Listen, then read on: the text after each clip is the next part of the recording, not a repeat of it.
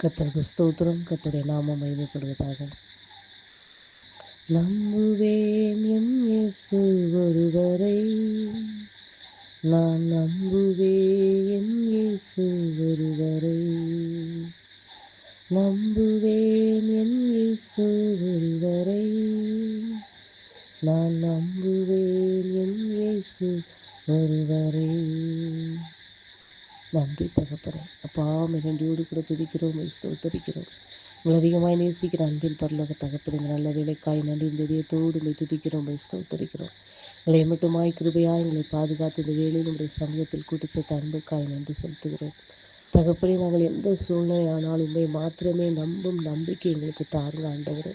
உம்மை விட்டு விலகி செல்லாத உம்மை உறுதியாய் பற்றி கொள்ளக்கூடிய நம்பிக்கை எங்களுக்கு தந்து நீர் வழிநடத்துவீராகப்பா.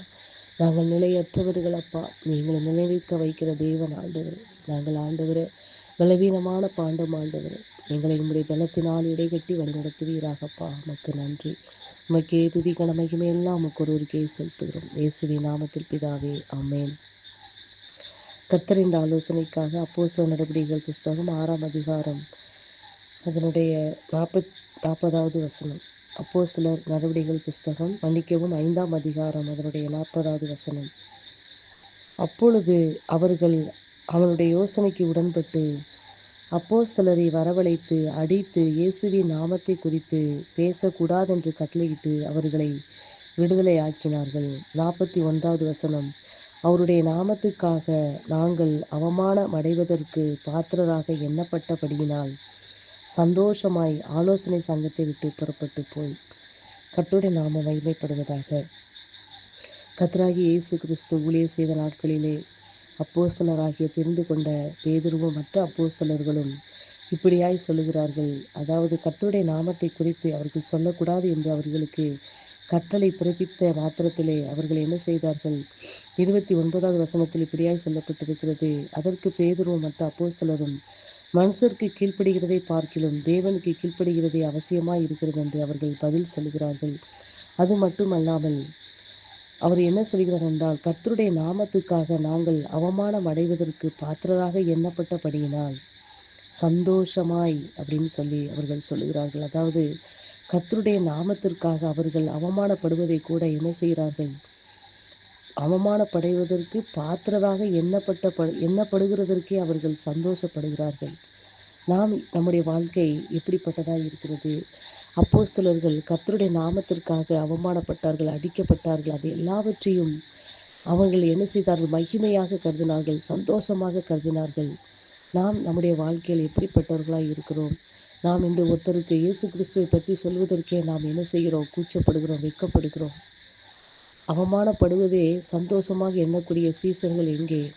இன்று நாம் அனைத்து கிருபைகளை கர்த்தர் நமக்கு கொடுத்து அவர் இரத்தத்தினால் நம்மளை மீட்டு அவர் நம்மளை சொந்த பிள்ளையாக ஏற்றுக்கொண்டு இந்நாள் வரை கர்த்தர் நம்மளை நிற்க வைத்து வாழ வைத்து கொண்டு இருக்கிறார். அவருக்காய் நாம் என்ன செய்தோம்? ஒரு நபரிடதாவது நாம் இயேசுவின் அன்பை பற்றி சொல்லியிருப்போமா? இயேசுவை பற்றி பேசியிருப்போமா?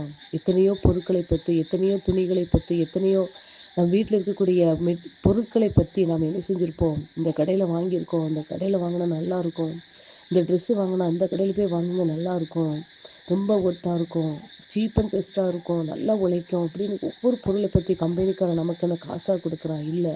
ஆனால் உலகப்பிரகான பொருட்களுக்காக நம்ம ஒவ்வொருத்தரையும் எவ்வளவு நம்ம அந்த கருத்துக்களை சொல்லி அதை வாங்குபடியாக அவர்களை நாம் என்ன செய்கிறோம்? பேசுகிறோம். ஆனால் நமக்காய் உயிரையை கொடுத்த தேவன், ஜீவனையை கொடுத்த தேவனுக்காக நாம் அவருடைய அன்பை யார்கிட்டையாவது நம்ம சொல்லியிருப்போமா? சொல்வதற்கு நாம் துணிந்திருக்கோமா? வெட்கப்படுவோம். எப்படி சொல்லணும்? நம்ம திகைப்போம். உள்ளக்குள்ளே மனசுக்குள்ளே என்ன சிந்திக்கிடுவோம்? பயப்படுவோம். கர்த்தர் நமக்காக ஜீவனையை கொடுத்தார். அந்த ஜீவனை கொடுத்தவருக்காக அவருடைய அன்பை குறித்து நாம் சொல்ல நாம் என்ன செய்கிறோம்? வெட்கப்படுகிறோம், அவமானப்படுகிறோம், அவமானமாய் நினைக்கிறோம். ஆனால் சீசர்கள் என்ன? கர்த்தரோடு கூட இந்த சீசர்கள் என்ன நினைக்கிறார்கள் என்றால், கர்த்தருடைய நாமத்துக்காக அவமானப்படுவதை சந்தோஷமாய் கருதுகிறார்கள். இப்படிப்பட்ட எண்ணங்கள் நம்ம உள்ளத்தில் தோன்றும்படியாய் கர்த்தரிடத்தில் கேட்போமா? இயேசப்பா, உங்களுடைய அன்பை பற்றி சொல்வதற்கு உங்கள் நிமித்தமாக, உங்கள் நாமத்தின் நிமித்தமாக நாங்கள் அவமானப்பட்டால் கூட, வெட்கப்பட்டால் கூட அதை சந்தோஷமாக ஏற்றுக்கொள்ளக்கூடிய மனநிலை எங்களுக்கு தாருங்க இயேசப்பா. ஆமா ஆண்டவரே, உங்களுடைய அன்பை சொல்லி எத்தனையோ பேரை பற்றி, எத்தனையோ கர்த்தாவே பொருட்களை பற்றி நாங்கள் மற்றவர்களிடம் நாங்கள் சொல்லுகிறோம். ஆனால் எங்களுக்காக ஜீவனை கொடுத்தவரை பற்றி நாங்கள் ஒரு விஷயம் ஒருத்தரிடத்தில் நாங்கள் சொல்லியிருப்போமா? சொல்வதற்கு நாங்கள் வெட்கப்படுகிறோம். அந்த இடத்தில் நாங்கள் யோசிக்கிறோம்ப்பா. உங்கள் அன்பை பற்றி சொல்வதற்கு நாங்கள் யோசிக்கிறோம். எங்களை கிருபையாய் மன்னிச்சிருங்க ஏசப்பா. கிருபையாய் மன்னிச்சிருங்க ஏசப்பா. உங்கள் அன்பை பற்றி மற்றவர்களிடம் சொல்வதற்கு எங்கள் உள்ளத்தில் அந்த உணர்வை எங்களுக்கு தருவீராக. அதற்கான கால சூழ்நிலைகளை எங்களுக்கு ஏற்படுத்தி தருவீராக. ஞானமுள்ள உதடுகளை எங்கள் வாய்களிலே தருவீராகப்பா. நன்றி. இந்த வார்த்தை எங்கள் வாய்களிலே தருவீராக. எங்களுடைய வார்த்தைகள் உயிர்ப்பிக்காதே ஏசப்பா. உங்களுடைய வார்த்தை தான் ஒவ்வொருடைய ஆத்மாவும் உயிர்ப்பிக்கும் தகப்பனே. அந்த உணர்வை எங்களுக்கு தாங்கப்பா. உங்கள் அன்பை மற்றவர்களுக்கு எடுத்து சொல்லக்கூடிய ஞானத்தையும் அறிவையும் புத்தியும் உணர்வையும் எங்களுக்கு நீங்கள் அன்றாடம் தர வேண்டுமாய் செபிக்கிறேன் ஏசப்பா. உங்களுடைய சீசர்கள் உங்களுக்காக உங்கள் நாமத்துக்காக அவமானப்பட்டதையே சந்தோஷமா நினைச்சார்களே ஏசப்பா. நாங்கள் இன்று உங்கள் நாமத்தை கூட நாங்கள் வெளியே சொல்ல வைக்கப்படுகிறோம் ஆண்டவர். எங்களை கிருபையாய் மன்னிச்சிருவீராக. கிருபையாக மன்னிப்பீராக. கிருபையாக மன்னிப்பீராகப்பா. சமயம் கிடைக்கும் போது கிடைச்சாலும் கிடைக்காவிட்டாலும் சுவிசேஷம் சொல்லப்படுவது எங்களோட கடமை என்று சொல்லியிருக்கிறதே ஏசப்பா. தகப்பன் உங்களை பற்றி சொல்வதற்கு எங்களுக்கு உணர்வை தாரும். நாங்கள் எப்படி உங்களுடைய அன்பை நாங்கள் எவ்வளவு அதிகமாக ருசி பார்க்கிறோமோ அதே போல் அவர்களும் உங்களுடைய அன்பை ருசித்து பார்க்கும்படியாக உங்களுடைய அன்பை மற்றவர்களுக்கு சொல்ல அது வெட்கப்படாதபடி அவமானம் என்று நினைக்காதபடி உங்களுடைய அன்பை சொல்ல எங்களுக்கு உணர்வை தாரும் ஆண்டவர். இது நாள் வரை சொல்லாமல் இருந்தோமானால் எங்களை கிருபையாய் மன்னிப்பீராகப்பா. கிருபையாக மன்னிப்பீராகப்பா. அப்படியே செய்த அன்புக்காக நன்றி. உங்களோடு கூட பேசுகிறோட வார்த்தைகளுக்காக நன்றி. உங்களுடைய வார்த்தை இருபுறம் உள்ள கருக்குள்ள பட்டயம் ஆண்டவர். எங்களை உணர்த்தின அன்புக்காக நன்றி ஏசப்பா. அப்படியே நீ வழி நடத்த போகிற அன்புக்காக ஸ்தோத்திரம். உடைய அன்பை மற்றவர்களுக்கு பகிர்ந்து கொடுக்க உடைய அன்பை பற்றி சொல்ல எங்களுக்கு உணர்வை தாரும்.